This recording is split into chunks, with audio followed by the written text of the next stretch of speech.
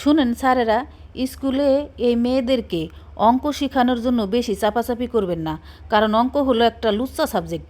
এই লুচ্চা সাবজেক্ট আমাদের মেয়েদেরকে চরিত্রের সাথে মানায় না। এই যেমন ধরি, ধরো, করি, করো, একে ধরো, ওকে ধরো, এগুলা কি? আবার কি কান যে এক্সের মান নির্ণয় করো, এক্সের আবার কিসের মান? তার কি কোনো মানিজ্যত আছে নাকি? তার মান নির্ণয় করব? এক্সের তো কোনো মানিজ্যতি নাই।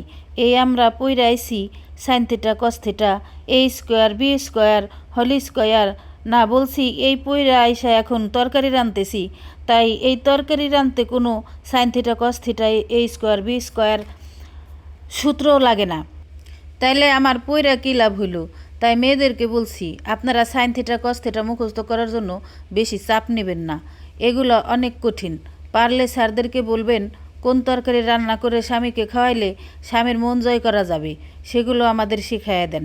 কারণ এত কষ্ট করে সাইন থিটা কস থিটা পইরা আইসা কোন তরকারিতে কতখানিক নুন দিব সেইটার আন্দাজ পাবো না।